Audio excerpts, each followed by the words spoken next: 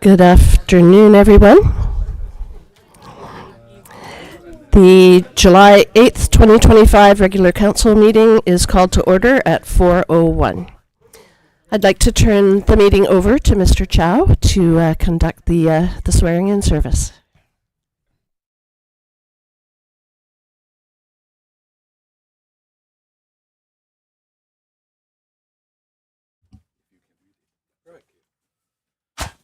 Okay, thank you. Kate, oath of office. I, Mako Noel, do solemnly affirm that I am qualified to hold the office of councillor for the District of Ucluelet, to which I have been elected. I have not, by myself or any other person, knowingly contravened the Election Act representing vote buying or intimidation in relation to my election to office.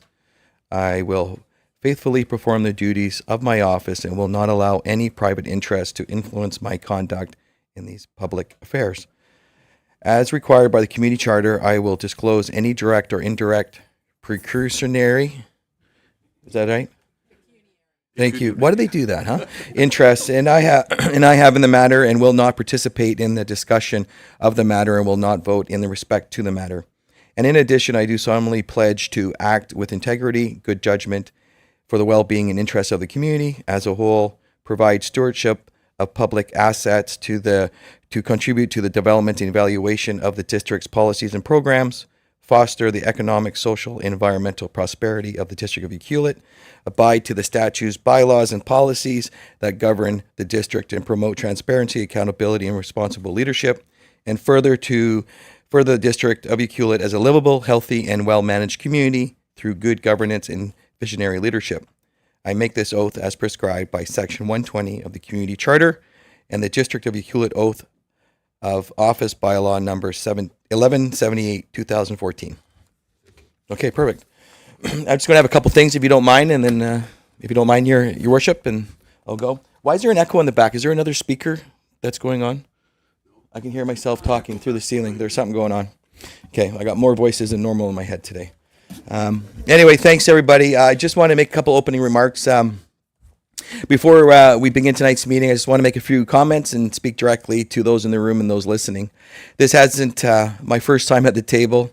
I've served before as a councillor and as a mayor, but this by-election carries a different weight. It's not about returning to a seat. It's about returning to finish the job with clear direction and clear message from the public. When I came into the building tonight, I stopped in the hallway to take a look at the photos on the wall, the councillors and the mayors that came before us. For some of you, they're just names, but for me, it's personal. Some of these faces have shared stories and beers with my father, and one of them is my dad up on the wall. He served on council, not in this building, not at this table, but has the same sense of responsibility that we carry now. I was born and raised on the West Coast, right here in Ucluelet. I grew up in the back of the West Coast Motel, a property my dad had bought and built with his own hands. He turned it from a small 6-unit motel to a 20-unit motel with a pool, restaurant, and racquetball court. My brothers and I would pack the cinder blocks up every morning, the scaffolding, so he could lay them by hand. Yeah, that's right, Stella. And that's the kind of prosperity and leadership I come from. That's the kind that doesn't wait for permission, just gets to work. I've seen this town go through the ups and downs in the early 80s during the major recession. I watched a 4-story apartment building going up across the street from the motel. Interest rates were through the roof. The economy was tight, but people kept building because that's how we survived during hard times here. And that wasn't the last time. During the 2008, 2010 downturn, you couldn't even give anything away. Just ask Judy. And there were many, many for sale signs everywhere, homes, land, and businesses, and confidence was gone. Some people really never felt that, but the ones who built this town did, and they still carry that experience with them today. If you're not feeling it now, then chances are you're in a steady job, secure. You're probably in government or something that's insulated. But if you're in the building sector or trying to raise investment capital or trying to move a project forward, you know what I'm talking about. People are nervous, money is tight, and good workers are harder to find than ever. We are once again in a downturn, and we need to face this head on. No more delays, no more bureaucracy. We need the courage to build through it like they did before us. That's why I always look back to this lens. I believe in the door. I believe in doers, not just planners. We've done enough reports. We need to start saying yes and helping projects move. We need to be partners, not just regulators. Because the ones putting their savings and the sweat on the line deserved more than a polite nod and installed permits. I also want to recognize that this by-election, what it really meant. It was the first time since 2018 that the people really had a say who sat at this table. In 2022, the mayor seat was contested, but every councillor was filled by acclamation. No vote, no campaign, no choice. This time the public has made a choice, and I believe it's been clear. They want straight talk, they want urgency, and they want results.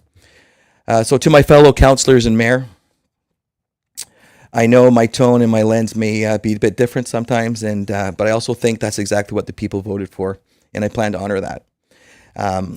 My father just didn't run a business. He gave lots to this town through the food bank, through Lions Club, through the senior center that we have seniors in today, and he never looked for attention, but he just showed up. We need more of that kind of leadership in town. We don't need more academics. We've got plenty. We need people who show up with dirty boots and start building something for real. The people on the wall outside the room, they didn't always get it perfect, but they acted, they led, and that's because that's what they did. And we're sitting in one of those results here today, this community center. So let's not waste time here. Let's get to work because we know the town's expecting a little bit of action. So thank you. Thank you, Councillor Noel.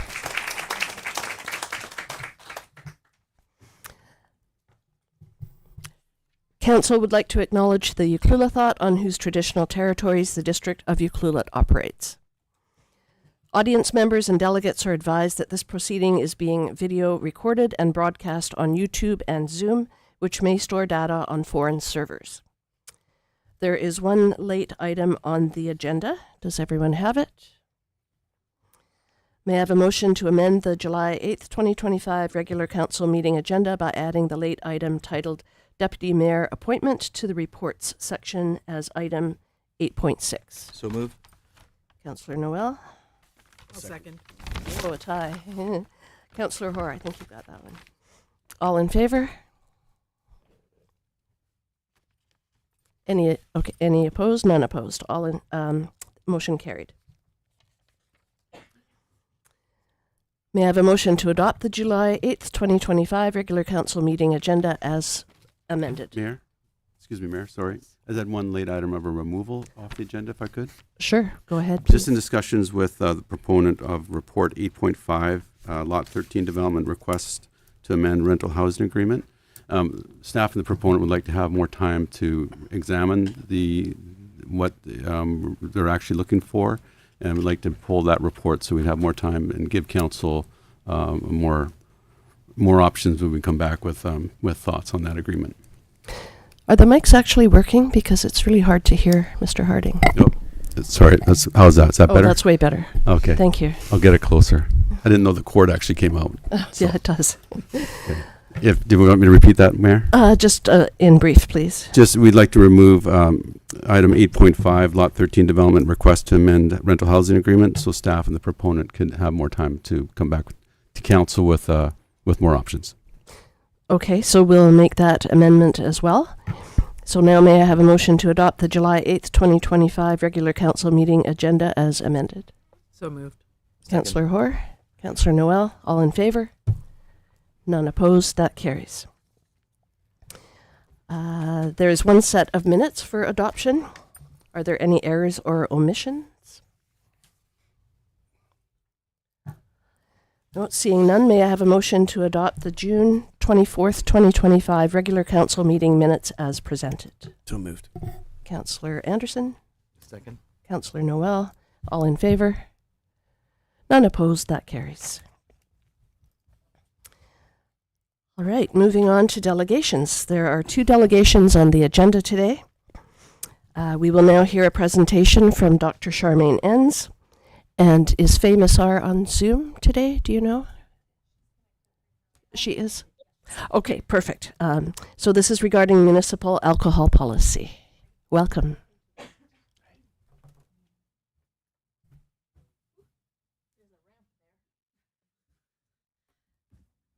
I'm good.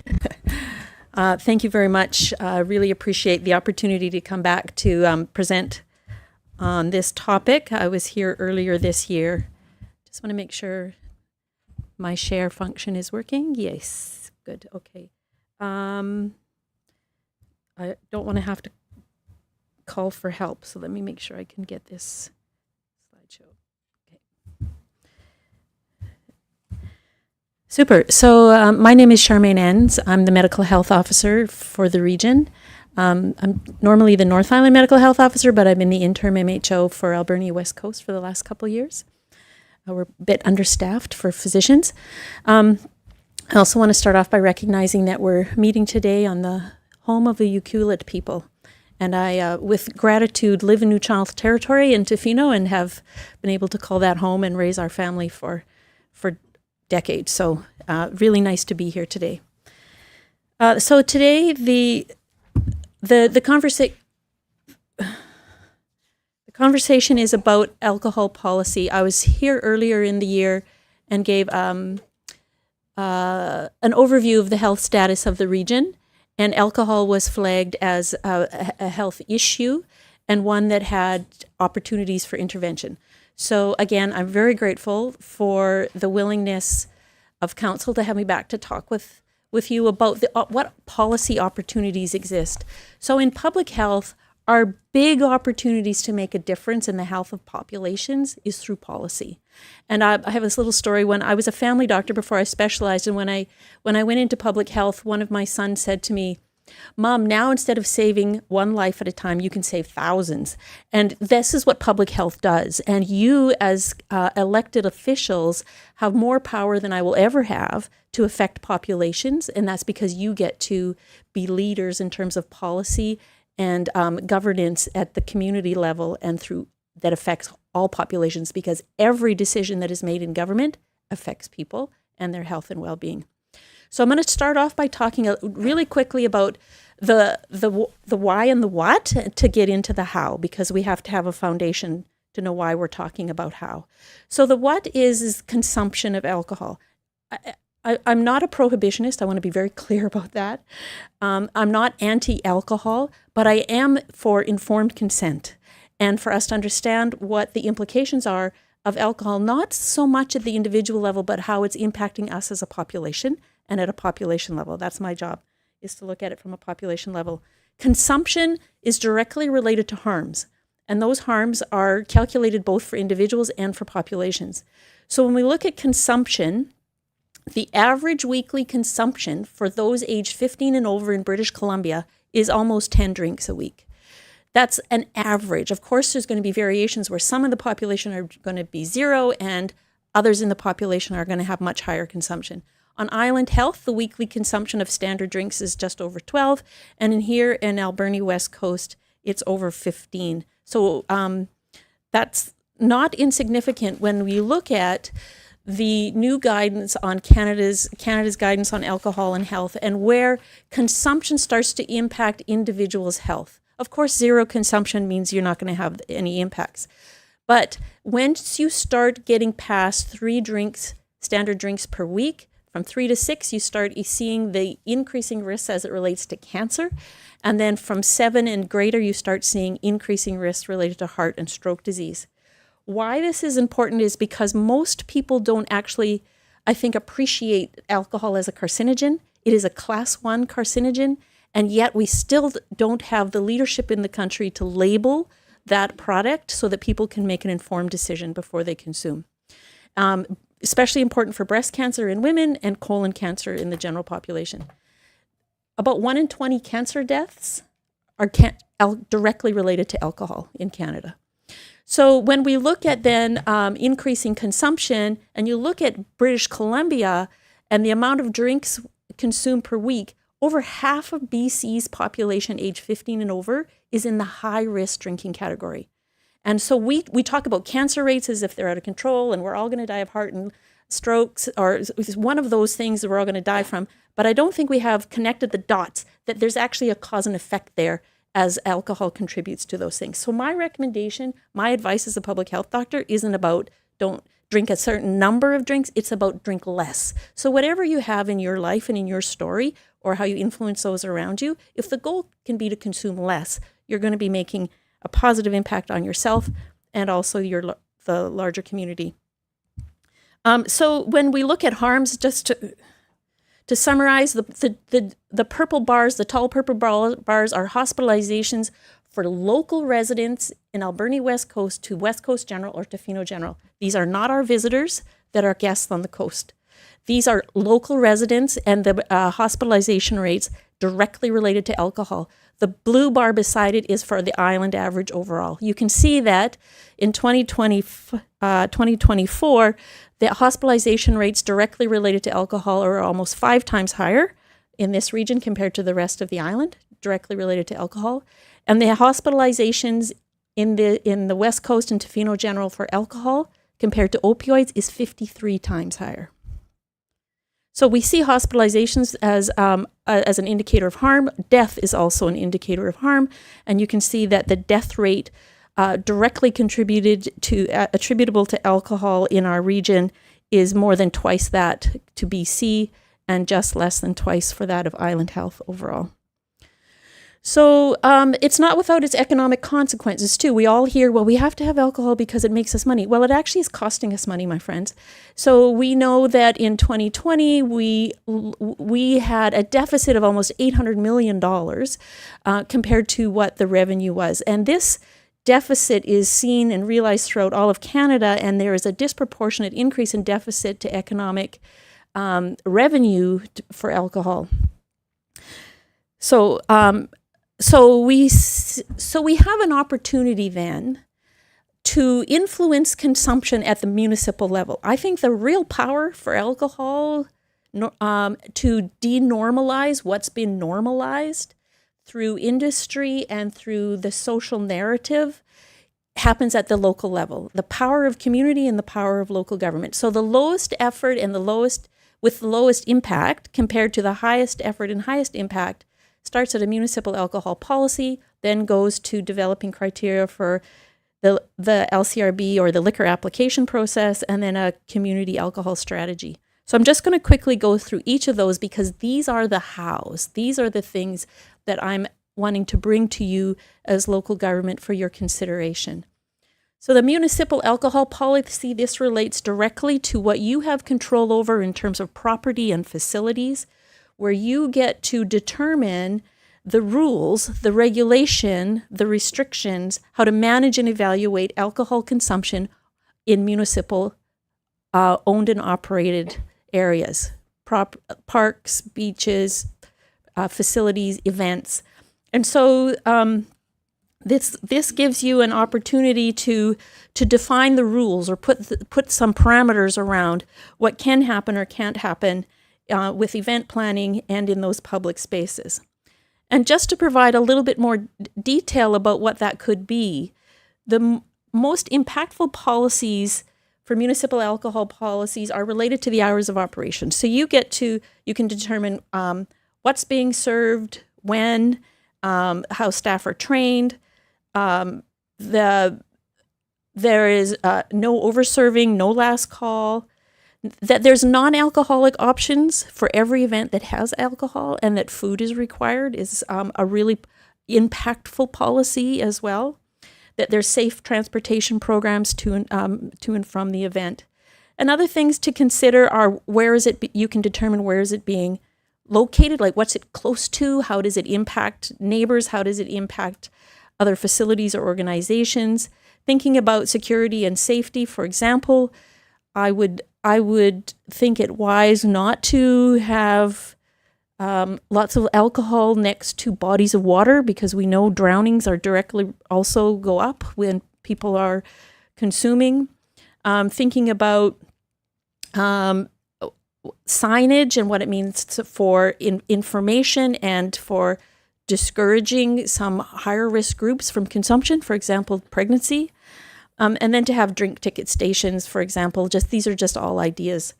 And then the other non-event policies about prohibiting or regulating advertising and where it happens, or if it happens at all, and what this means in terms of sports and youth, because our impact on youth is, I think, an especially strong driver of how we make our decisions too. And I know how much as communities, we love our youth and we want our youth to thrive, and we have limited opportunities in our rural communities.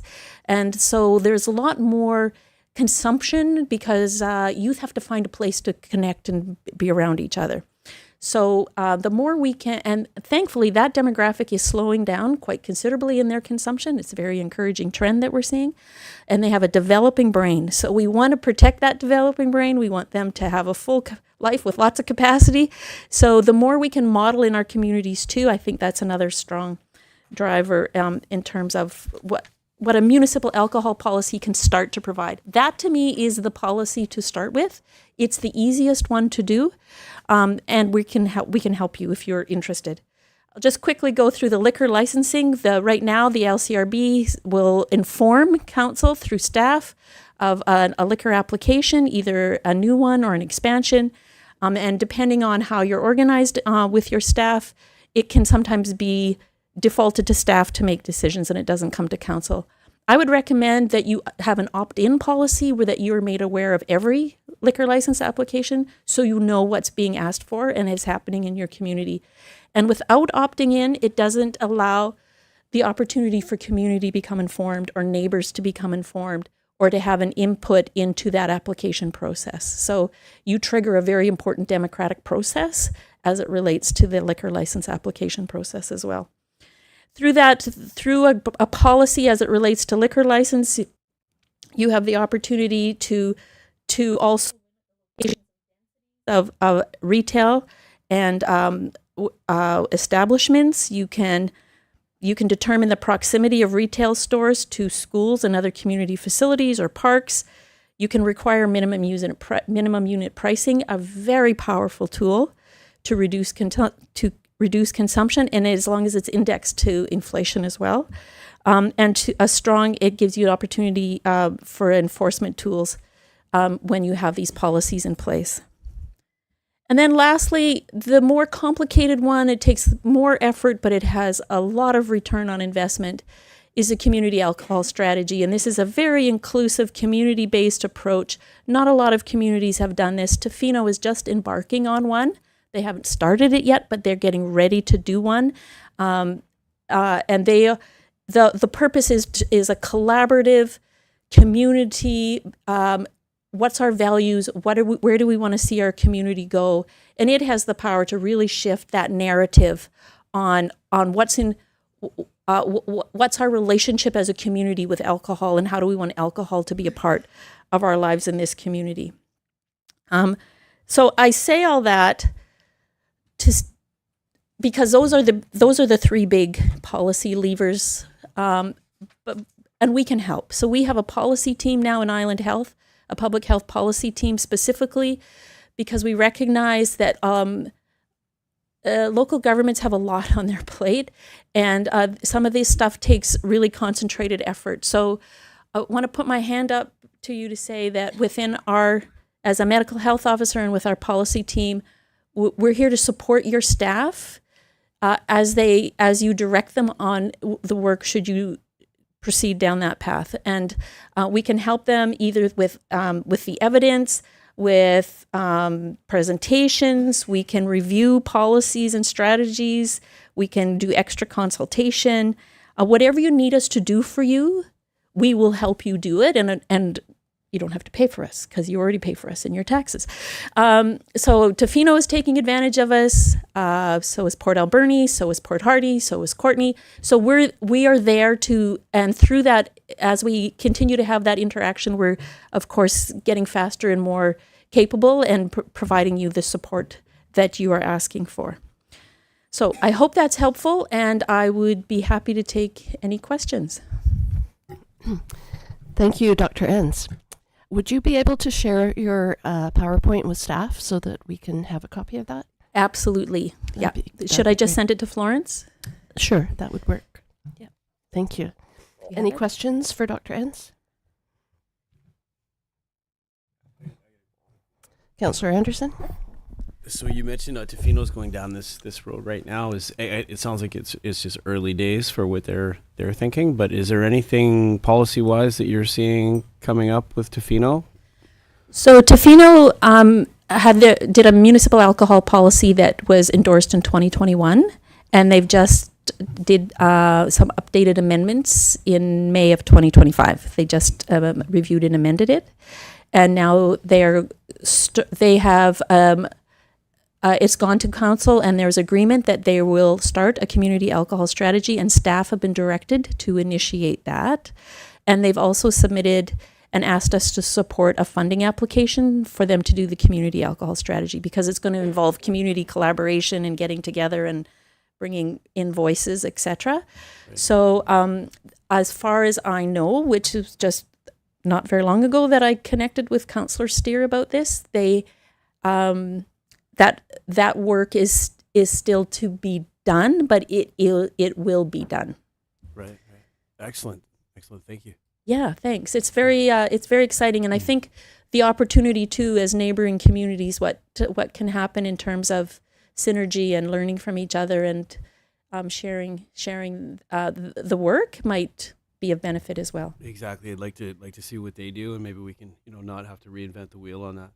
Well, and so City of Port Alberni just created and passed a municipal alcohol policy as well. Right. So I think there might even be an opportunity within the regional district through ACRD with all the municipalities already doing the work.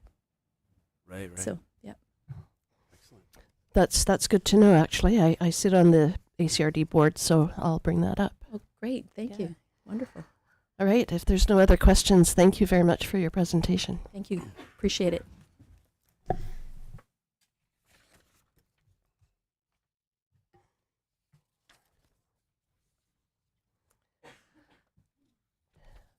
The second delegation is from Avi Bryant from Rising Tide Boatworks regarding electric boat manufacturing and retrofit facility in Ucluelet.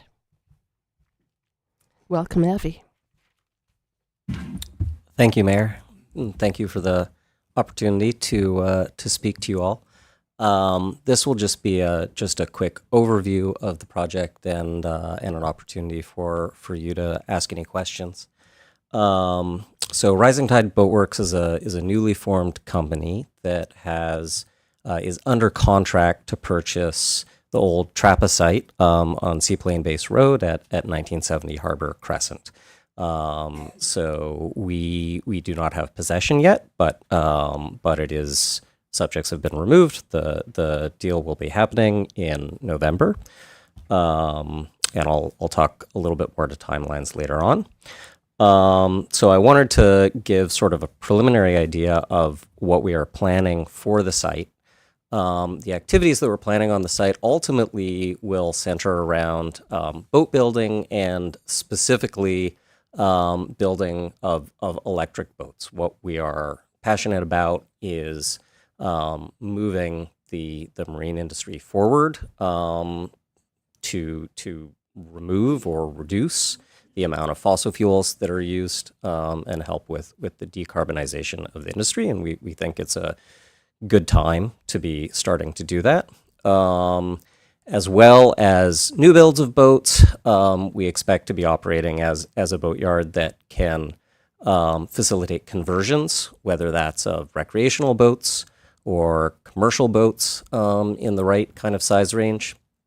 And we're also quite interested in transportation.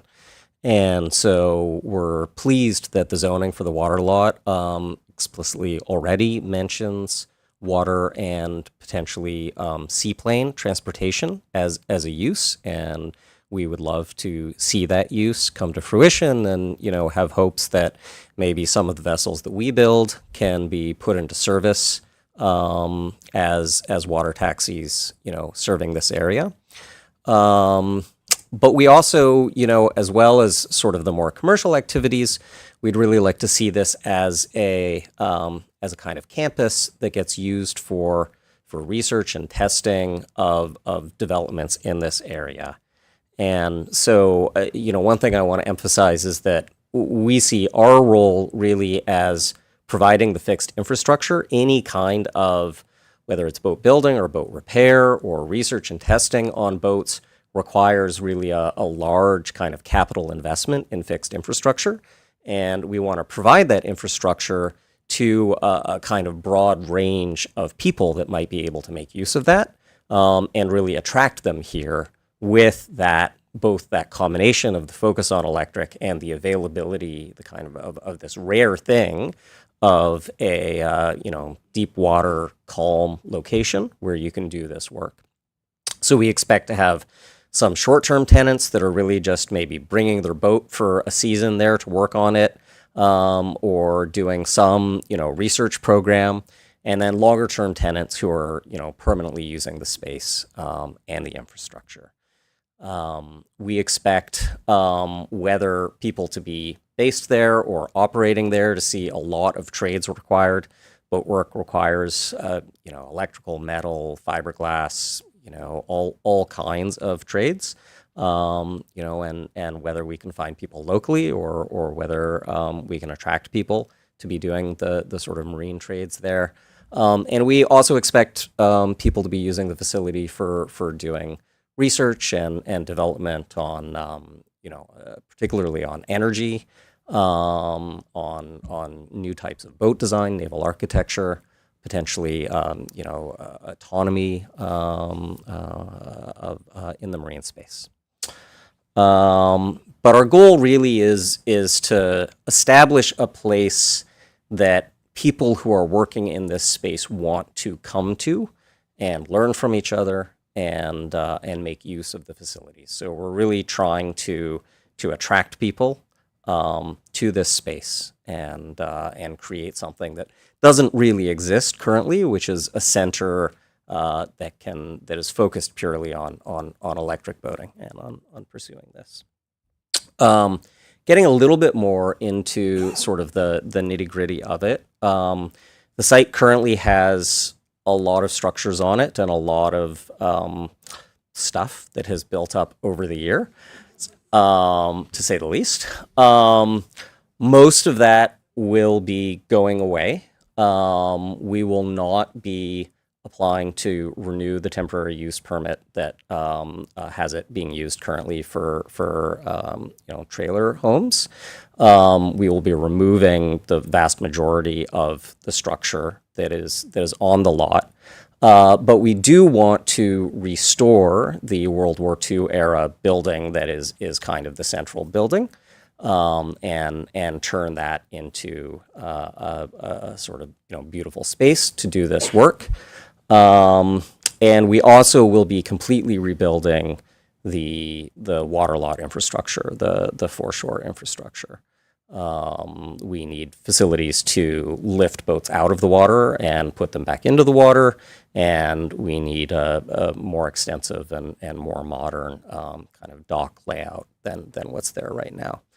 the area that currently does have that that RV use, we don't have immediate plans for in kind of the first phase of development, but we believe that's the logical place for kind of a second phase. If we were going to do construction of a new building, that is the likely location that would make sense for it. So as I mentioned, we take possession of the lot in November. This may be optimistic, but we are hoping that the window for because there are kind of seasons that are more environmentally appropriate to be doing the water side work. So we're hoping that over the winter we are able to accomplish some of that. That may be too ambitious. And then we're hoping that in sort of next year and the year following, we would be working on the restoration and renovation of the existing structures with real kind of activity happening in 2027 down the line, and we really don't know when there is room to do more, and we're conscious that the zoning includes the possibility of some kind of cafe. It would be great to have something that draws the public to that space also. But that's obviously we'll see when we get to that. Just a little bit about the company itself. As I mentioned, it's quite a new company, still quite a small company.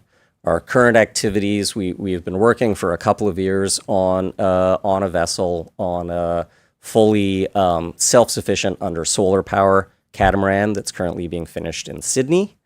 We have a marine fabrication shop currently located in Vancouver that those operations would be moving here once the facility here is completed.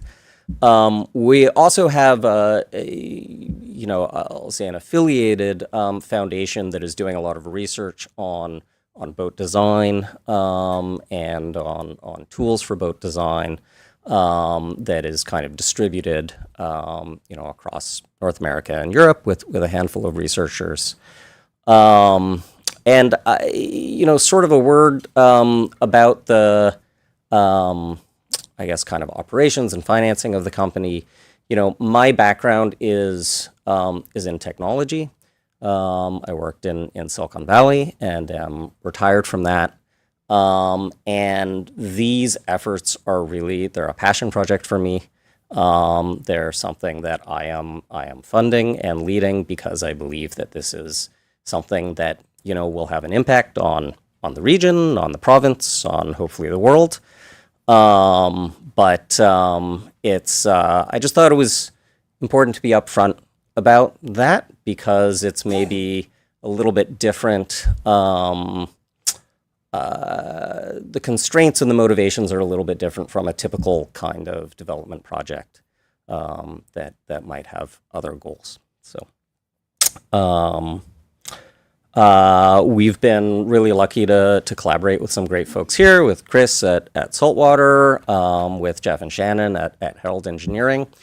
We're meeting tomorrow with folks from Michael Green Architects, who are going to be taking on the design of the restoration of the building. So I'm sure you all will be seeing some of their plans later on, but we're very early in the stages of that. And if you don't know Tamara, she's sitting in the second row here. She's also working with me on business development and operations, and is a great second person to reach out to with any questions. So that's that's what I've got. Anything you'd like to ask? Great. Thank you for your presentation, for coming today. So it sounds like you'll be looking for some short-term tenants as well as some long-term tenants at your facility? We would definitely like, so it's common for boatyards to sometimes have people just use them even for a few days to work on their vessel and to use the facilities. And so what I have in mind by that is maybe somebody wants to bring their boat in to work on it themselves and really just sort of rent some shop space or some yard space from us for a time, whether that's days or weeks. The other thing I had in mind with that comment was you might have a group from, for example, the University of Victoria who wants to do a time-limited research project for a few weeks. And again, they need some space, some facilities for a shorter period of time, rather than being a sort of ongoing tenant of a set space. So that's what I had in mind. Great. And you will have the ability to lift a sailboat out of the water. Yes, so we are going to purchase an all-electric, about 100-ton travel lift. And we are particularly focused on catamarans, and so we want it to accommodate boats with quite wide beams. So we're currently looking at kind of a 9-meter width limit, which is, I think, of the boatyards that I know about on Vancouver Island, at least that are sort of accessible to the public, I think that will be the widest. The catamarans that otherwise would have to go to Vancouver would potentially be able to come here. So yes, we will be able to lift sailboats or fishing boats, up to the kind of 80 to 100 foot range is what I'm expecting. Yeah. Wow, that's really good news, because currently the current facility here won't lift sailboats depending on the Right. keel. Yep. So I know mine is heading to Sydney at the end of this month because that's the closest place to lift it out. So that's really great news. Any questions for Mr. Bryant? Yeah, just excuse me, a couple of comments. I just want to. You made a comment regarding it. It's a rare thing in the property. I just want to say it's a rare thing when people like you walk into town with some great, brilliant ideas. So I'm just saying thank you, and I think there's been a lot of ideas for that property over the last 30, 40 years, and it's always come down to funding has always been a big issue. You can have a lot of dreams, but unable to execute. So I think you're already. I know that I'm new here, so. I think that you've been already dealing with staff and council probably on this topic, and I think everyone in town is going to be appreciative of your crazy ideas of what you want to get done, and you'll blend in nicely in town. So thank you. Thank you. Councillor Anderson? Just another comment. I was basically just going to say the same thing. I just think that it's really, I'm a fan of what you're doing. I think it's been great since you got into town. I've been following this and had the opportunity to speak to you a few times, and I've been nothing but happy about it. Just the evolution of that space is pretty neat. World War II seaplane base hangar. Then become a processing plant for seafood, and now it's going into this sort of blue economy, sustainable tech industry. I mean, that's such a great story, and I love the direction that this is going, and just thank you for choosing us. Thank you. Yeah, and I hope we can kind of honor the space. I mean, it's such a cool. Obviously, there's layers of history there now, but it's such a cool old space, and that hangar has such great bones to it, and I hope we're really able to kind of show them off and do it justice. So. Thank you again. And it's interesting that blue economy has been talked about with all of us for, over a year now, as has the Chamber of Commerce Economic Development Committee has also been discussing it, and all sorts of opportunities for wave energy and kelp cultivation, and just there's so many opportunities to do blue economy projects here. So you're going to fit right in. That's great. So thank you again for Thank you. your presentation. If there's no other questions, thank you.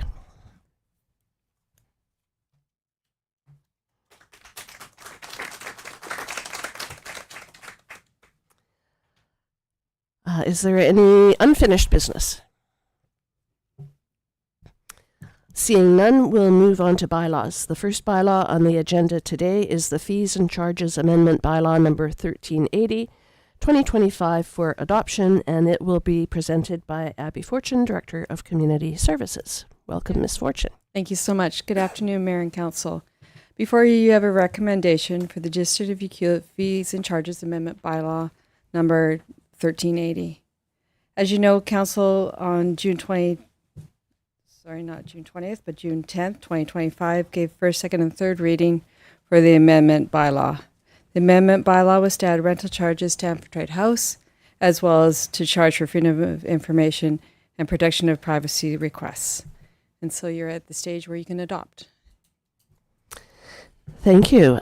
Pretty straightforward. Any questions for Ms. Fortune? There is a suggested recommendation if someone would like to move that. I got it. Councillor Hoare. I will move that council adopt the District of Ucluelet Fees and Charges Amendment Bylaw number 1380/2025. Thank you. Do I have a seconder? I'll second that. Councillor Noel seconds. Any further discussion? Seeing none, all in favor? None opposed. That carries. Thank you very much. Thank you. And I've been told that Amphitrite House has been very busy lately. That's great.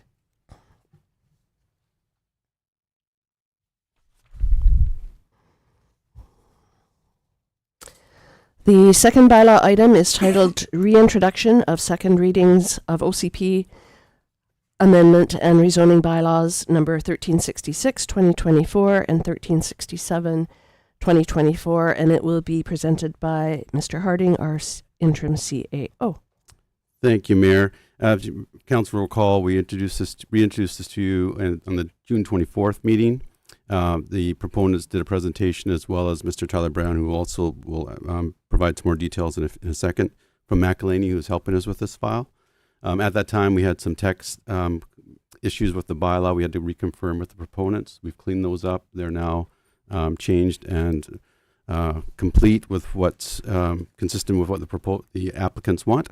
And so I'll turn this over to Mr. Brown to answer any questions and reintroduce the bylaws to council, and then please answer any questions you have.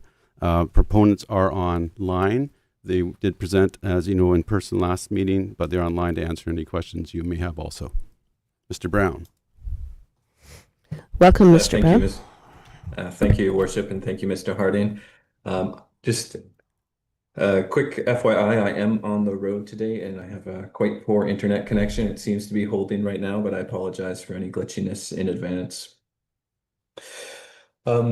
Council, before you is a second reading for a proposal that you are familiar with. The second reading of both the OCP and zoning bylaw for 221 Minto Road. The developer, as we noted last time, did request a few changes with respect to how they plan to phase the proposal, specifically relocating attainable housing from what is identified as Lot 1 to Lot 5.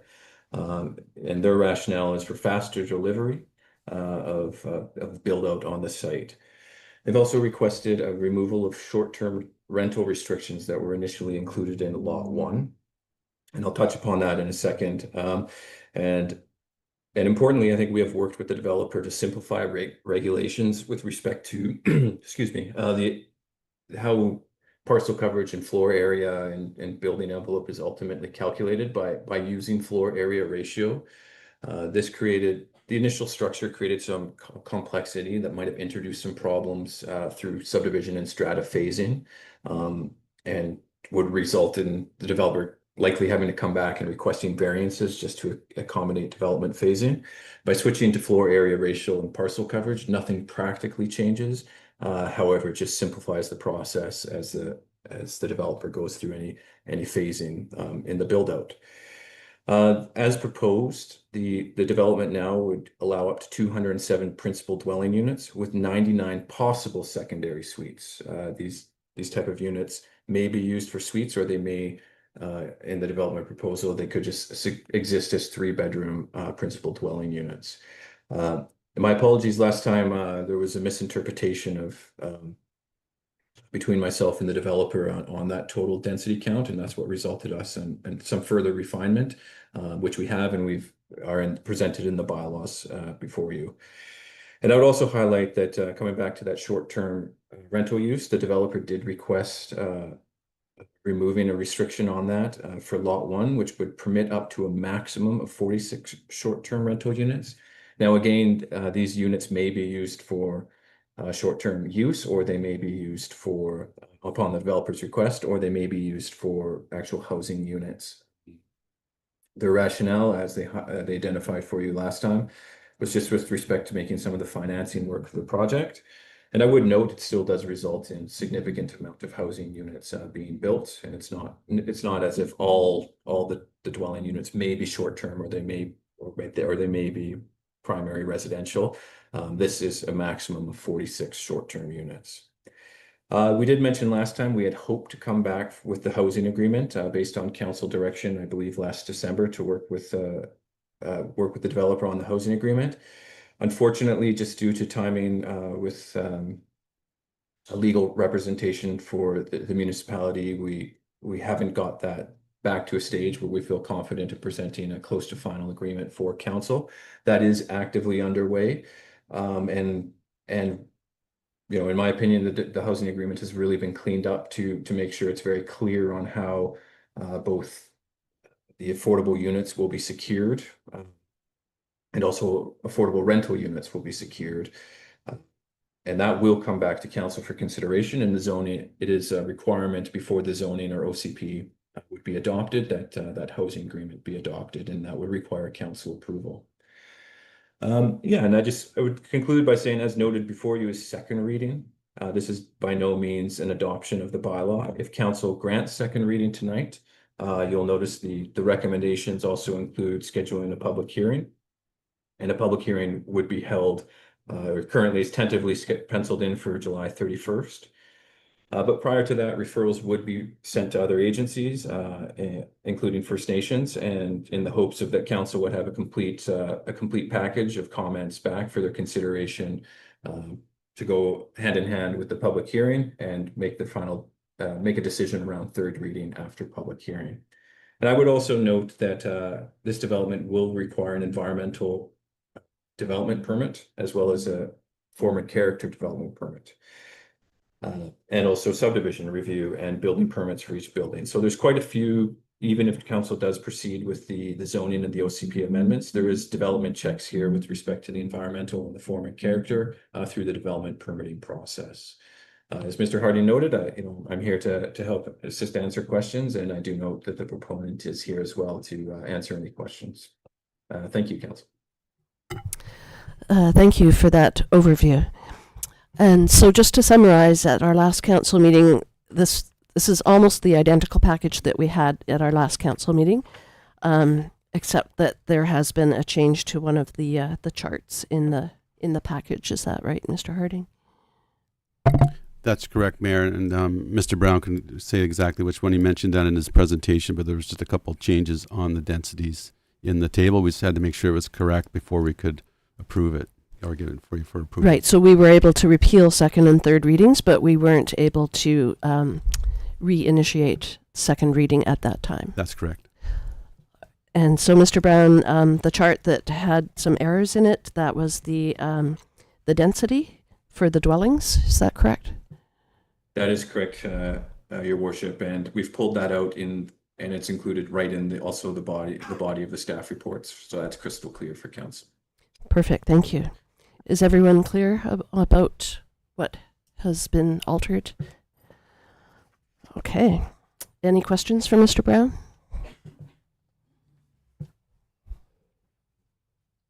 No? Okay, there are 4 recommendations. And the fourth one from our original agenda package has been changed to actually include the public hearing date, just whoever is making these recommendations.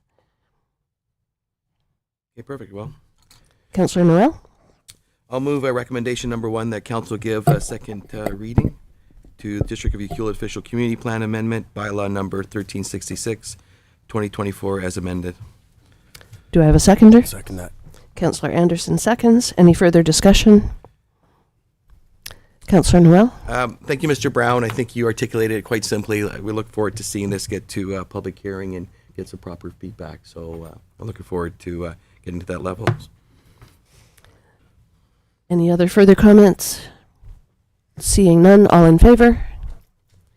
None opposed, that carries. Would you like to take the second Why one? not? That council give second reading to the District of Ucluelet zoning amendment bylaw number 1367, 2024 as amended. Do I have a seconder? I'll second that. Councillor Anderson. Any further discussion? Seeing none, all in favor? None opposed, that carries. Okay, and number 3, that council indicate the approval of District of Ucluelet Official Community Plan Amendment Bylaw Number 1366-2024 and District of Ucluelet Zoning Amendment Bylaw Number 1367-2024 would be subject to the owners of the subject property at 2021 Manano Road registering a restrictive covenant on the title of the property to ensure the development proceeds as proposed to the satisfaction of council and direct staff to work with the municipal solicitors, and that the applicant to bring the amended housing agreements and the amended restrictive covenant back to council consideration at the earliest opportunity. Thank you. Do I have a seconder? Second. Councillor Anderson seconds. Any further discussion? Councillor Noel? No, I don't have anything. I was shaking my head. Oh, I thought you had your hand No, up. I Sorry. did. I was being proactive. Okay, seeing none, all in favor? None opposed, that carries. Number 4 stays the same. There's no change. Is there a change? Number 4 has been amended to include the actual date of the public hearing. Is that on your copy, Councillor Noel? Yeah, it is. Yep. Yeah, okay. Do you want to go ahead with that Okay. then? That number 4, that council refer the District of Ucluelet Community Plan Amendment Bylaw Number 1366-2024 and the District of Ucluelet Zoning Amendment Bylaw Number 1367-2024 to a public hearing scheduled 2 o'clock on July 31st, 2025, and a special council meeting scheduled for 4 o'clock on July 31st, 2025. Thank you, Councillor Noel. Do I have a seconder? Yeah, I'll second that. Councillor Anderson seconds. Any further discussion? I think that will be an exciting afternoon. It looks like jam-packed. We're going from public hearing to decision, so no caffeine that afternoon. Any further discussion? Seeing none, all in favor? None opposed? That carries. All right, thank you, Mr. Brown. Good evening, Your Worship, Council. Good evening.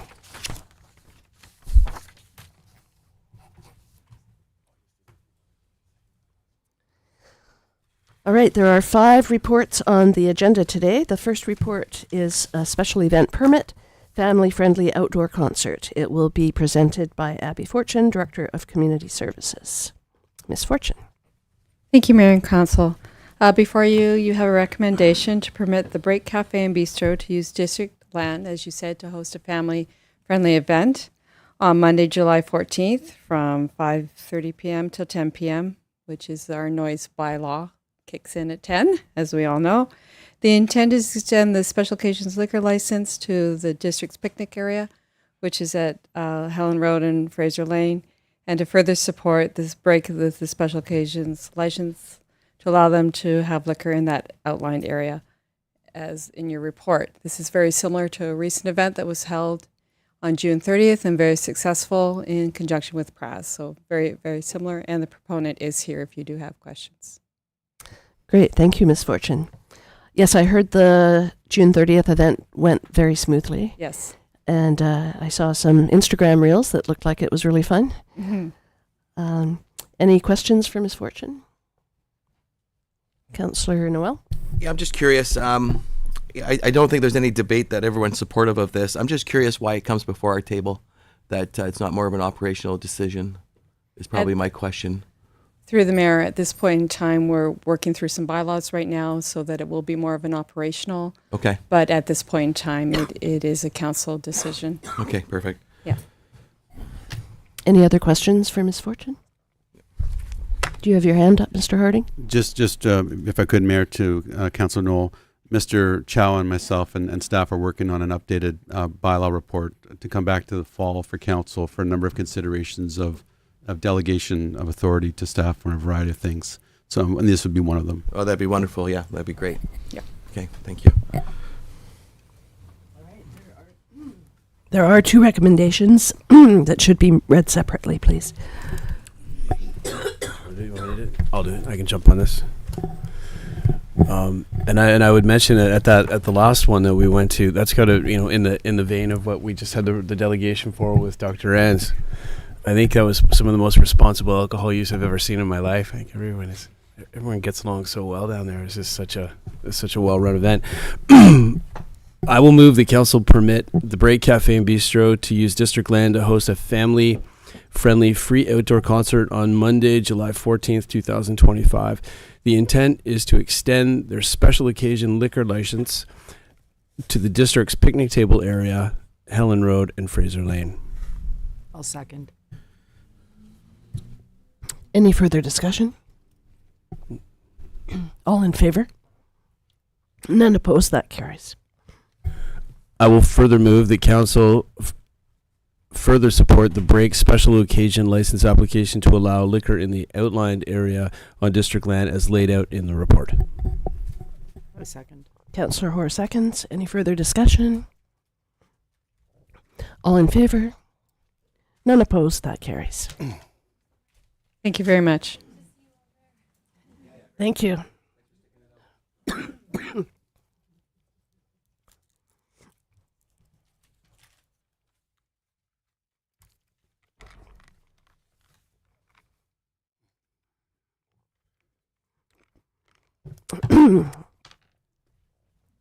The second report on the agenda is development permit for Lot 13, change regarding in buffer, and it will be presented by Bruce Gregg, Director of Community Planning.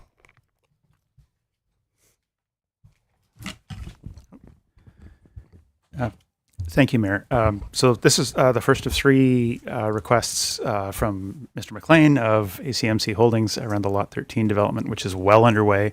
And initially we sort of, well, I started to draft it as one report, but it became unwieldy. So it's three different pieces. But really it's development's underway, and so there's some requests for some changes along the way. And so I'll overview very briefly the first one. And then Mr. McLean is here today if there are any questions or if he'd like to add anything. First, briefly, so this is, there's a development permit that was issued at the time of the rezoning of Lot 13 a few years ago, 5 years ago, for the housing development and subdivision housing development of 33 small, affordable and attainable lots that are being constructed on the property on Marine Drive. And so the first request here is one where, as they're going along, two of the lots, lot 29 and 30, the request is to approve the removal of a portion of an existing rock knoll, which is part of a vegetated buffer that was presented as part of the rezoning and as part of the development permit. So that request is really to do some regrading within that area, which would require the removal of the vegetation in the vegetated buffer, if you will, at the rear of the two proposed lots, 29 and 30.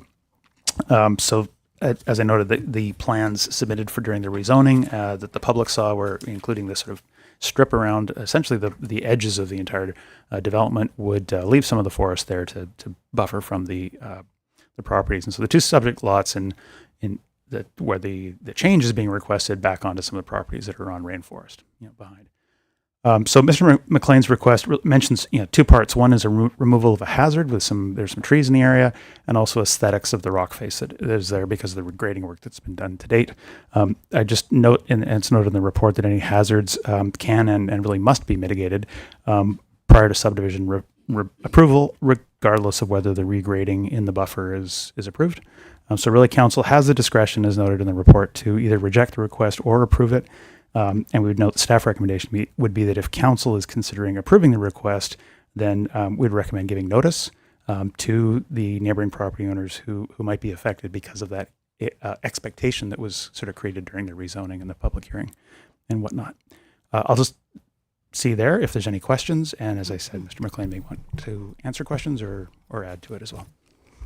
Thank you. Any questions for Mr. Gregg? No, it seems pretty straightforward. And there are two parts to the recommendation. The second part, giving the opportunity for public input, which makes a lot of sense. Would anybody like to make those recommendations? And they should be read separately. I'll move them ahead. Go ahead. I move that council indicate whether there is supportive to amend the development permit DP 20-11 to enable regrading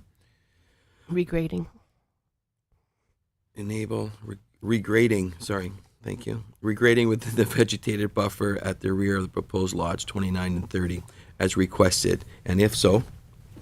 So we'll start with that one. Is council supportive to amend the development permit based on public input? It looks like we're in agreement with that. Did someone second that? Who seconded that? No one seconded it yet, No one seconded. I just wanted to make sure that we were actually in agreement with that. Okay. but I'll second. Councillor Anderson seconds. Okay.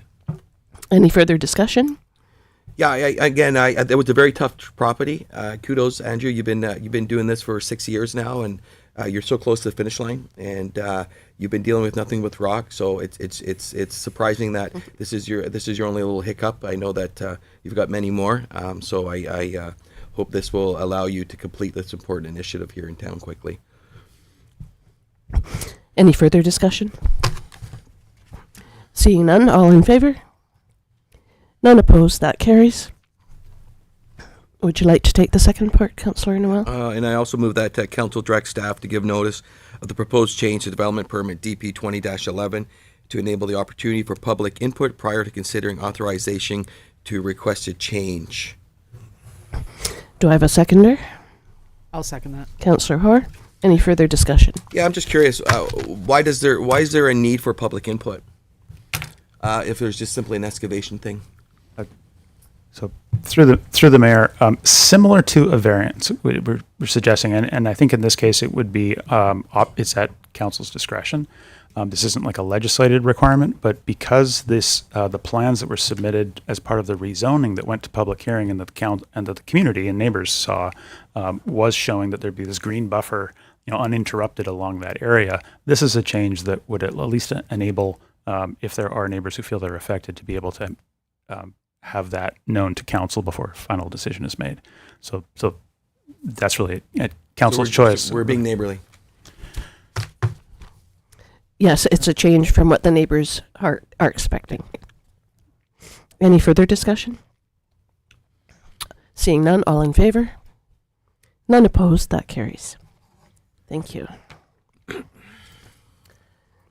The third report on the agenda is development variance permit for Lot 13 front yard setbacks, and it will also be presented by Mr. Gregg, Director of Community Planning.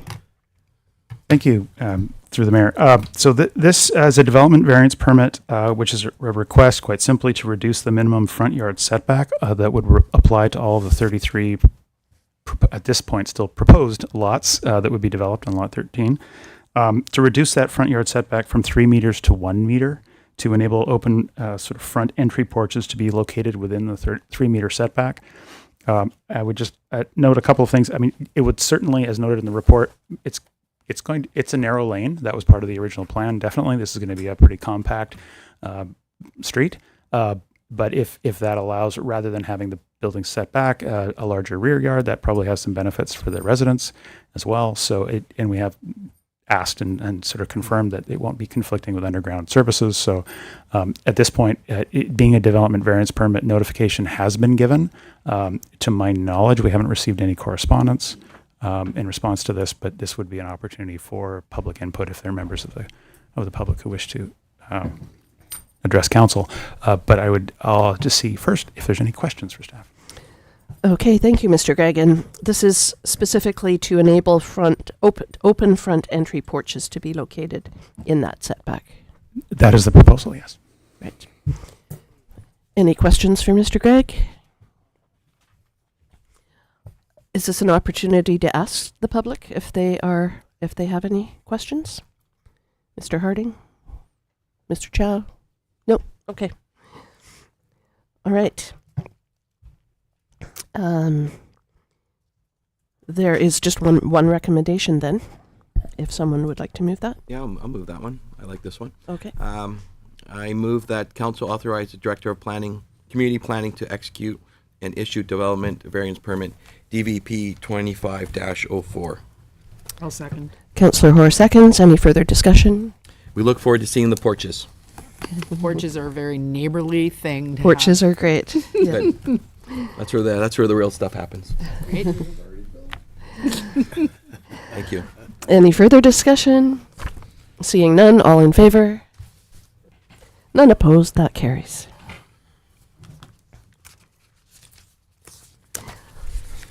All right. The fourth report on the agenda is Lot 13 development time extension on district funding, and it will also be presented by Mr. Gregg. Thank you, Mayor McEwen.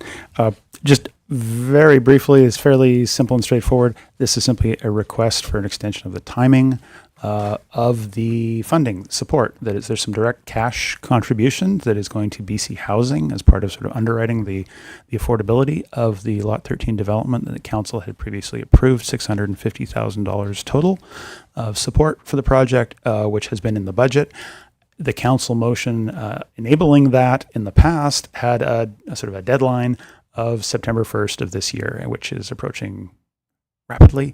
And essentially the way the motion and the agreement had been written was that sort of occupancy of the last unit would needed to be completed prior to that. So this is simply, given the timing of the construction and the schedule of when units are proposed to be, actually placed on the site, Mr. McLean is asking for a 6-month extension, which is certainly appears reasonable and is recommended by staff, but certainly is within council's purview. Are there any questions? Thank you, Mr. Gregg. So the extension is from September 1st, 2025 to March 1st, 2026. Correct. Any questions for Mr. Gregg? No, there is one recommendation if someone would like to move that. I can do that. Councillor Anderson. I will move the council approve the request by ACMC Holdings Limited to extend the timing to March 1st, 2026 for the district contribution to BC Housing to offset $650,000 of the site construction costs for the Lot 13 attainable and affordable housing development. Do I have a seconder? Councillor Noel seconds. Any further discussion? Just a comment. Comments? Sure. Yeah, it's wonderful to see this, and I think a lot of people were probably against you, Mr. McLean, and I'm just happy that you were able to basically make the target. For a lot of people that may not know, people are wondering why it's taken so long. I think that this project kind of conveniently got caught in the new provincial flood mapping requirements, which added, if you drive by that lot after the meeting, one would see that it's a lot higher than any other lot. So a lot of bad timing for you, and I know that you experience a lot of unprecedented costs with excavation work and rock. So thanks for sticking it out, and I know it hasn't been easy on you, so it's great to see you to make it to this level. And getting you a 6-month extension is an easy one, so thank you. Yeah, I think it's a small price to pay for Absolutely. getting this project finally off the ground. And I have heard that the homes have been ordered. Is that right, Mr. McLean? 14 of them have been built. Amazing. Great. That's great news. Any further discussion? Seeing none, all in favor? None opposed? That carries. Thank you. Thank you. Thank you, Andrew. And I believe the next report has been pulled. Is that right, Mr. Harding?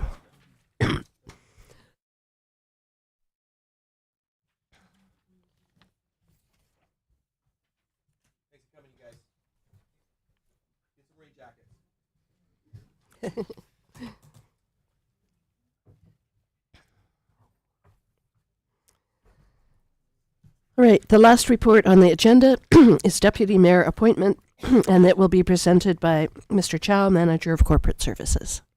Thank you. Through Mayor to Council. Currently, the district deputy mayor position is vacant for the months from July to end of September with the swearing of Councillor Noel. Now is the time for Council to consider appointing Councillor Noel to fill this deputy mayor position for the term from July 8th, 2025 to September 30, 2025. Thank you. Thank you, Mr. Chow. Are you up for that challenge, Ms. Councillor Noel? All right, I will make that motion that Council appoint Councillor Noel as Deputy Mayor for the term from July 8th, 2025 to September 30th, 2025. I'll second. Councillor Hoare seconds. Any further discussion? Seeing none, all in favor? None opposed. That carries. Thank you.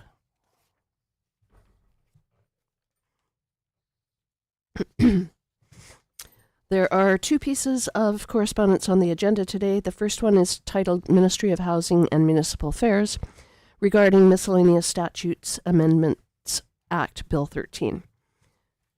And some of that does apply to general elections, but the amendments will not come into effect until the 2026 general local election. So that's Bill 13 that was passed May 13th in the legislature. Anybody want to pull that forward for more comments? Nope. And the second one is West Coast Multiplex Society regarding regional collaboration on recreation, including the multiplex in Ucluelet's future parks and recreation planning and support for the Canada Community Building Strategic Priorities Fund. And I believe there's no financial requests. It's just 4 sort of supportive requests. And they plan to be a delegation at our July 22nd meeting to discuss further. So would it be appropriate to wait until that meeting to make some motions, Mr. Harding? Yeah. Okay. But thanks for coming to our meeting today. And yes, we are supportive.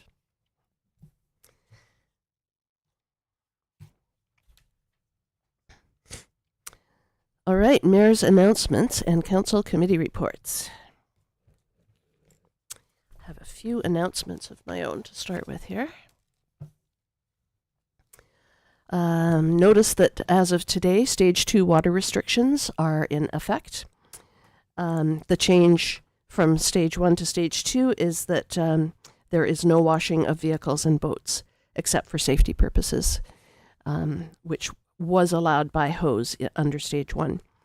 And I noticed quite a lineup at the car wash yesterday, just because. I do believe the car wash uses recycled water, so So are they going to stay operational, do we think? I'm not 100% sure, but I believe that they have in the past during restrictions because of that recycling component. Who could we ask about that? I don't think there's anyone in the room who would know. No one in the room can answer that, but that would be really good to know. I'm sure if you drove by, there might be some signage up, whether they are. Mayor, we've had a few questions so we'll send a note out to council updating on what the requirements are for some of the industries that do require water like this. Okay. So there's been a few requests for power washers and something like the car wash. We'll get a note out to council to update them on that. Sorry, we'll get a note. We'll get the answers and get a note out to council. Okay. To update them on that. Great, because I know some of the fish plants power wash because they have to before an offload or after an offload, right? Okay, that would be good to get some answers to those questions for sure. Can I just comment that might be a nice piece of information to include in the Yuki mail? Yes, thank you. I think so as well. Ucluelet Fire Rescue would like to invite the community to attend the traditional fire service ritual of a push-in ceremony to celebrate the arrival of our new fire engine. A brief ceremony will take place Tuesday, July 15th at 6:30 at the Fire Hall. This will be a great opportunity for members of the public to see the new engine up close and meet your firefighters who will be using it. I'm hoping that doesn't mean that I'm the only one that's pushing it into the bay, because I don't think I have that much strength.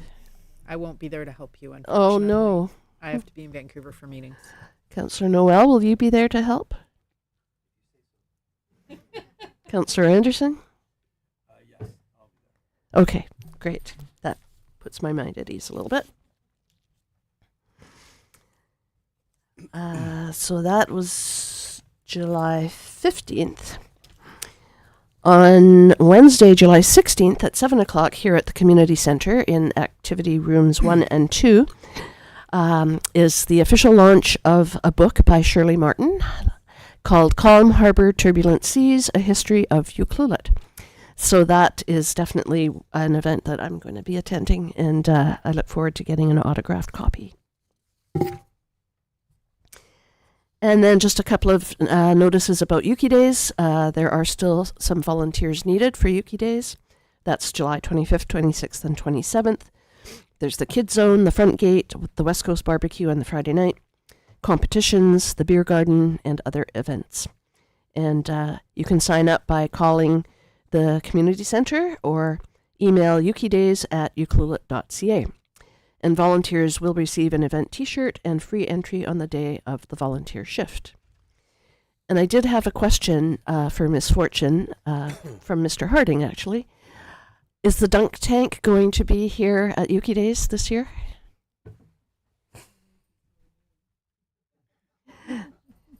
Mr. Harding had a really great idea for the dunk tank. Oh, no. We'll make sure it's there if that's if it's Okay. around. It's So- still so- working. I know it exists. I don't know where it's kept. What But was it again? Misfortune knows where it is, right? Okay. Was it Okay. Dunk a developer? Or was it- That's Mr. Harding's idea. All right, and then part of Yuki Days is also the nominations, which are open for Citizen of the Year, Business of the Year, Volunteer of the Year, and Youth of the Year. And nomination forms can be found at the UCC here or at yukidays.wordpress.com under Awards. And please submit your nomination by Monday, July 21st. Forms can be submitted to the Ucluelet Community Center front desk or emailed to yukidays@ucluelet.ca. So do nominate a fellow community member today. And now we'll go to councillor reports. Councillor Anderson. Oh, thank you, Madam Mayor. What's the criterion for selecting someone for citizen? Is it Misfortune can answer that question. Certainly through the mayor. The nomination forms, we tabulate the nominations forms, and on the weekend you can vote for your top one, and then we tally the votes and go from there. And it's just, we ask that you submit a sort of reason why that person should be nominated for whatever level they're looking at. how many? Is it just there's multiple categories, right? That's correct. Yeah. Yeah, I just listed the 4. There's Right. youth, business, volunteer. What am I missing? Citizen. Citizen. Yep. Got it. All right. Sorry, zoned out on that. For the And- record, you can't volunteer or you can't nominate yourself. You can't nominate yourself. No. But I think you're supposed to sort of mention why you are nominating the person. Is that right? That's You write correct. a Through the little mayor, blurb. there is a form that actually has an area where you fill out as to why you are nominating the individual. Right. Okay, great. All right. Go ahead, Councillor Anderson. Yeah, not too much for me. Just I was just going to mention we all went to the community dinner over at Atatsu on, what was that, June 25th? It was the Wednesday, right? Yeah. And that was great. Rose Day gave us a tour of the museum as well when we were there. That was really interesting. And yeah, that was great just to sit down and have some face-to-face time, because it's not really the same when we do it through Zoom. So to go over there and sit down and have a meal with them was an excellent idea. And hopefully we can do that again. We can have them over here. So that'd be great. And then there was the street signs, but I didn't go to that, so I'm gonna let someone else handle that one. Yeah. I missed it, unfortunately. That's it for me. Okay, thank you, Councillor Anderson. Councillor Hoare. I unfortunately missed the community dinner because I had a previous engagement. I attended Bard on the Beach in Vancouver for 2 plays, and I highly recommend it if you're in the city. I've seen 2 of the 4 now. They were amazing. Best performances of some of them that I've seen, and I've been going to Bard on the Beach since the very first year. So I've seen a lot of performances. I attended Canada Day celebrations on the Green, helped throw a few decorations around and teach Miss Fortune how to put together little lanterns, paper lanterns. But it was a really good attendance, so that was good fun. I attended the street sign walk and talk with Geneva Tucci. That was lovely, and now I want all the opportunities to try and pronounce things properly because I've already forgotten, which I regret. I need to take some language lessons. I also have been given my marching orders for volunteering for Yuki Days already, so get your name on the list. I'm going to be the one selling drink tickets, apparently, so we'll be managing that alcohol policy.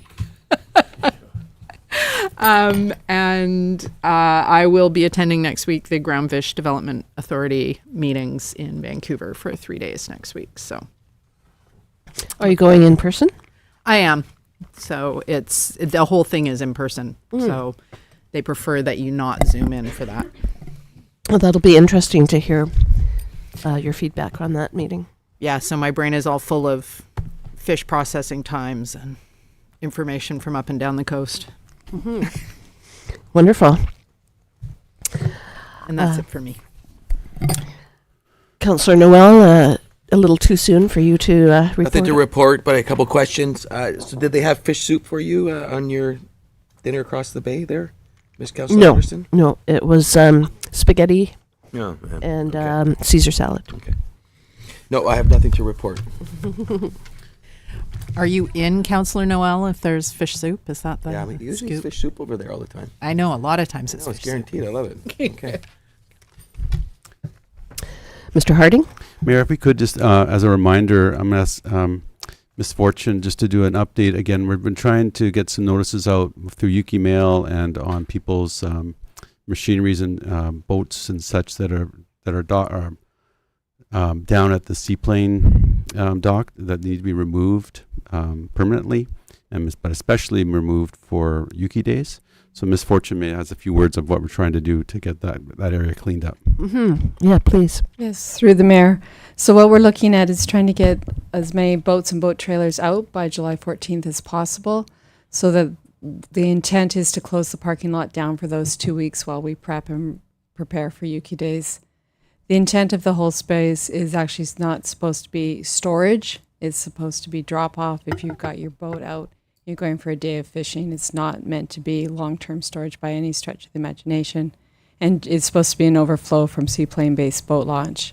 And so we're just trying to do, as we do every year, we're trying to clean it up a little bit. Unfortunately, we seem to have an excessive amount of boats this year. So we do appreciate the community remove their boats by July 14th. Great, thank And you Mayor, for that notification. I'll just add, she's doing the softer sell there. If they're not removed, we will be getting them removed at the owner's expenses. So I'll be the mean guy. So if they're not removed, we'll be removing them. This is good cop, bad cop? Yes. Okay.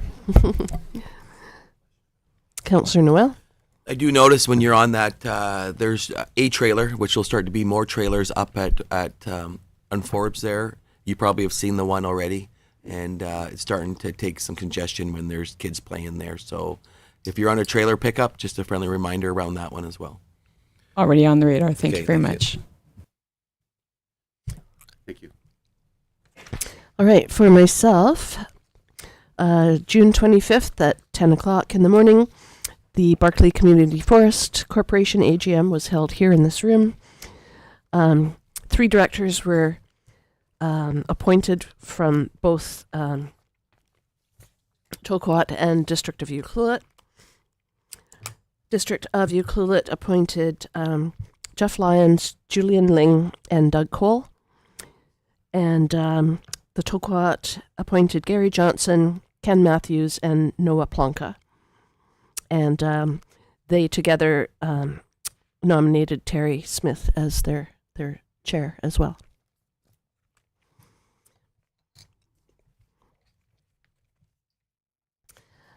That same day at 1:30 was an ACRD, Alberni Clayoquot Regional District Board meeting. The BC Transit Annual Operating Agreement for the West Coast was approved. So that was kind of the highlight for us at that meeting. And then from 5 to 7 that evening was the community dinner over in Atatsu. And I agree, it's our turn to host next time. So we'll come up a way of inviting them to have dinner with us over here. But it was really nice to be there and nice to be greeted by people that said that we were welcome anytime, which is nice. June 26th at 10 o'clock was the regular tariff meeting that Gord Johns hosts on Teams. And it's just a way of keeping local leaders informed of what the province is doing and Canada is doing with regard to economic stimulation to battle the tariffs from our neighbors to the south.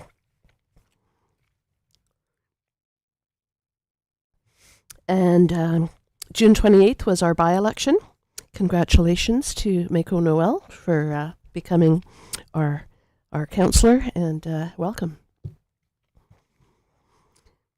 July 1st was Canada Day at the Village Green. That was the first time I was invited to actually march in the Color Guard. So that was a really nice surprise. Thank you for that. And I helped serve cake and gluten-free muffins to about 300 people, which is probably where I got this cold from. Anyway, July 2nd was the West Coast Committee meeting, which was held here in this room. CBT, Rebecca Hurwitz from Clayoquot Biosphere Trust gave a presentation, and it was mainly about their annual report, but also inviting the public to the 25th anniversary of the Clayoquot Sound UNESCO Biosphere Gathering, which will take place September 20th at Wickaninnish School Field in Tofino.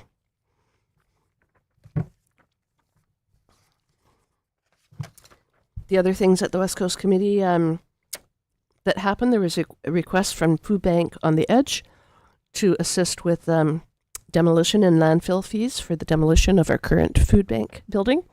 And we agreed to assist up to a value of $4,000, so that's going to help with that. There was a decision for a new water and sewer system bylaw for Long Beach Airport. There's also a decision for South Long Beach and the new multi-use pathway maintenance. The good news is ACRD has been paying the district $3,500 a year up until this year, and now it has gone up to $7,000 for this year, which is more like what it should be, and looking at a potential increase for next year, even over that, if the district is willing to enter into a maintenance agreement. So I think that's an ongoing process. There was also a decision to proceed with the Millstream water system metering. So every household in Millstream will be metered eventually. And then we had a West Coast landfill annual report and a 1-year update on the Long Beach Airport Hal Houthi MOU, which is with the Tulukwit. So it was a really interesting meeting. The West Coast Committee meetings are the best parts of the Alberni-Clayoquot Regional District meetings. July 3rd at 9 o'clock, I was on the Resort Community Collaborative Mayors meeting. That's on Teams. And we had the 14 mayors and CAOs of resort municipalities do have a meeting on September 26th in the morning at UBCM with the Minister of Tourism. And so there is a task force that's kind of working toward developing some options for how resort municipalities can fund infrastructure because the tourists are taxing it so heavily. And so the task force is working on that and looking at options. Then July 4th, from noon till 1, I went on the street sign walk with Geneva Tucci and Councillor Hoare. I think there were 16 of us, maybe. It was a fairly good turnout. And it was an hour-long walk around town, and she taught us how to pronounce all the Nuu-chah-nulth names of the streets. And I do remember some, but not all. I do when I look at them. Yeah. But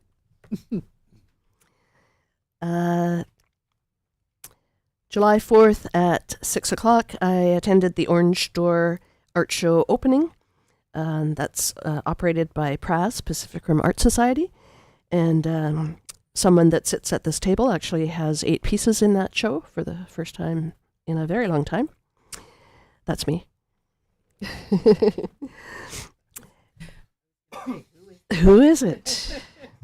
So do check it out. It's the summer show is on for all of July and August. So go check it out. And the summer festival is ongoing.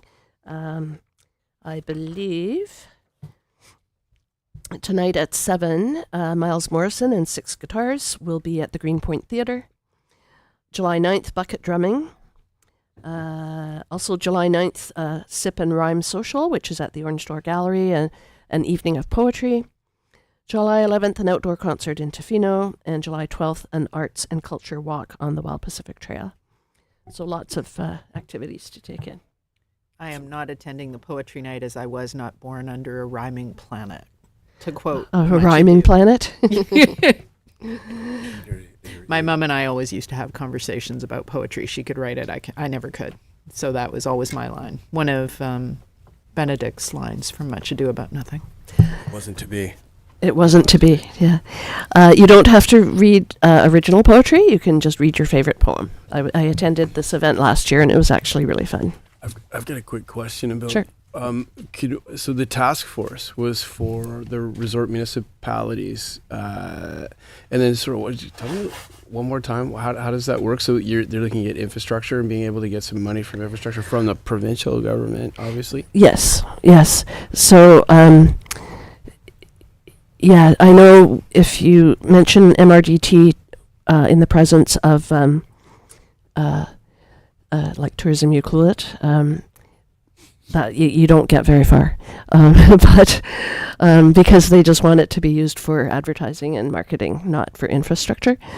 But it doesn't necessarily have to be that particular fund. It's the task force is looking at other options of using provincial money to help with our infrastructure that the tourists are taxing so heavily, and we just can't. And it's not just Ucluelet; it's all 14 of us are having the same challenges. I think that, yeah. Whenever I hear that, I think of the potential avenue that you could do for emergency services in the fire department, just on the basis that we have a fire department that's set up for a town of 2,000 people, but in reality, there's 1.2 million people visiting just by the parks estimate.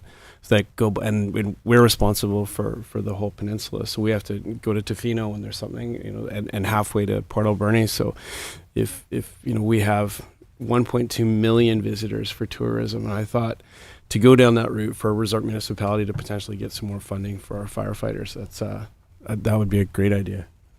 It's very similar for the hospital in Tofino. It's not just supporting 2,000 residents, or 4,000, I guess.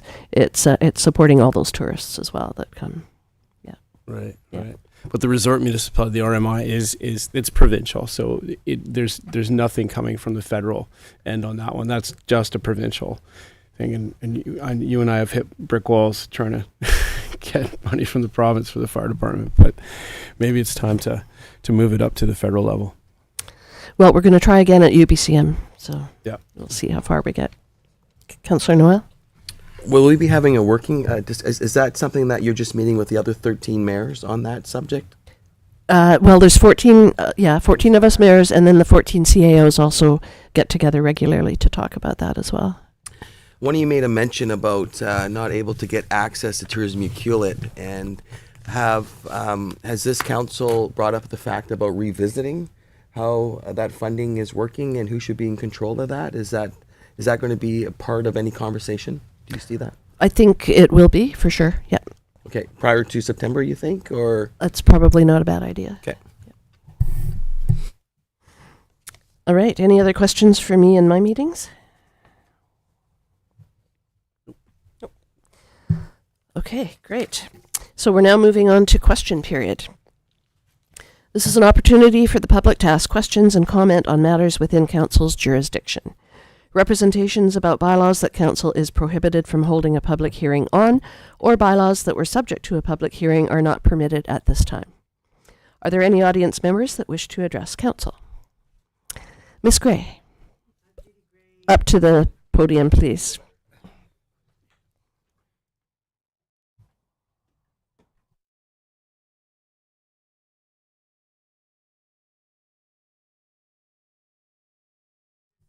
I'm not sure your microphone is on. Can you just check that? There we go. So Judy Gray, 2349 Tofino Ucluelet Highway. I just want to say that I'm a little bit concerned about the public input to the clearing of lots 29 and 30, that if it's going to cause any further delay We can't afford any more delay. We've got people that we're having to try to accommodate off of couches because the length of time that this project has taken to come to fruition. We've had to prioritize a couple of homes, and any further delays just cannot be tolerated. Thank you. Thank you, and I think all of us understand the urgency here. Anyone else from the audience wish to address council? Yes, up to the podium, please.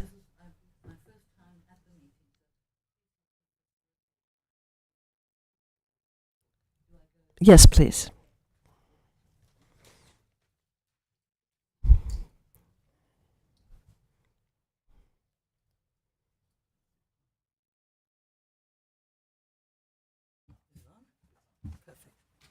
And just state your name and address, please.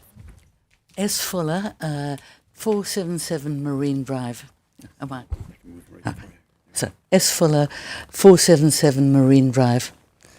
Thank you, Your Worship and esteemed councillors, for giving me this opportunity to talk.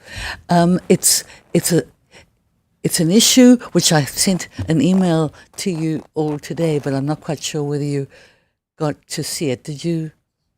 You did? Oh, okay, all right. I did see something come through earlier. Yes. Oh, okay. So should I just start from square one, assuming that I need to explain a lot more of it? Sure. Okay, so I have been thinking a lot, as I'm sure many of us have, about the world that we're in at the moment. And I had this idea 2 days ago where I thought maybe we can do something here in Ucluelet as a community. And I thought of the notion of twin cities and sister cities, and I thought it would be as inspirational as I've found Ucluelet to be in the almost 2 years that I've been living here, to put forward the idea of proposing that we make Gaza City a sister city. And I don't know whether I should go through some of the background on what a sister city means and what a twin city means. I think we've all got a vague idea, but it's another geographical location, and the idea is to promote peace and connection with another community, and it seems especially important when we're talking about a community that is under, just to understate it, incredible stress. Also, we're an ocean village, and we would be combining with another ocean village in a very different set of circumstances. So I'm not quite sure, in the last 2 days since I had the idea, I've been looking at proposals and how it works at this level. I haven't quite mastered it, so just if you could help me with what my next step is, or whether there would be a step right now this evening. And I was also thinking it could work, and seeing as Councillor Anderson, you've read the email. Should I read it out, or should I just? It's not a long one. Because I could read it out, or otherwise I could just cut to the chase and give you most of what's in it. But from what I saw, it's very long. So a brief summary would be great. Okay. So I've given you most of it. So the idea is Ucluelet extends a friendship, befriends another ocean community that is also going through incredible stress. It's one that certainly needs that. It would not be something that would cost Ucluelet anything. It would be a symbolic moment rather than anything more complicated than that. And if it flowered into something else, we could elaborate it. So I would just hope that we would agree, and I don't want it to be a divisive issue at all. So it's going to be an apolitical move, if there can ever be such a thing, about coming in and recognizing another ocean community in friendship. Thank you. Does that cover it enough, or do you want me to say a bit more? That's a great summary. Thank you. Oh.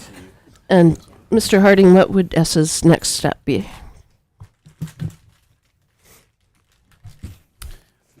Thank you, Mayor. As it's all new to all of us, I didn't see the email today or what the actual request is. Sorry, I didn't send it to you. I'll do that. It would be, we have, as staff, we have nothing really to comment on of what it is council may or may not want to consider in regards to Sister City. Of course, there's sister cities all over Canada. And maybe Ucluelet has a sister city now sometime in the past I'm not aware of. So the idea of the sister city is, again, a common aspect. But again, we don't have any direction from council on this. If council wants to direct staff to look into it, we could do that. We just have to have a motion to do that. I would say typically on, first introduced at a meeting, it's always good to pause and consider once you've had all the information.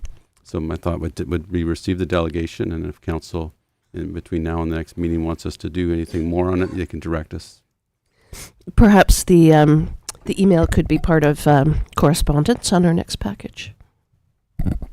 Absolutely, we can add that as correspondence. Okay, let's go that route. We'll make it part of correspondence officially in our next council Thank package. you very much. Okay, thank you. Thanks, S. All right. Thank you. Does anyone else in the audience wish to address council? Let me just quickly. No? Okay. Are there any members of the public attending by Zoom or telephone that wish to address council? Thank you, Mayor McEwen. There's no one attending via Zoom or telephone that would like to address council. And have we received any emails to communityinput@ucluelet.ca during the meeting? Thank you, Mayor McEwen. We have not received any emails at community input. Okay, thank you. So I will move that the July 8th, 2025 regular council meeting be closed to the public pursuant to the following sections of the community charter. 90(1)(a), personal information about an identifiable individual who holds or is being considered for a position as an officer, employee, or agent of the municipality or another position appointed by the municipality. 90(1)(c), labor relations or other employee relations. 90(1)(g), litigation or potential litigation affecting the municipality. And that would be at 5:46. Do I have a seconder? I'll second. Councillor Hoare seconds. All in favor? None opposed. That carries. Thank you. Thank you, everyone, for coming tonight.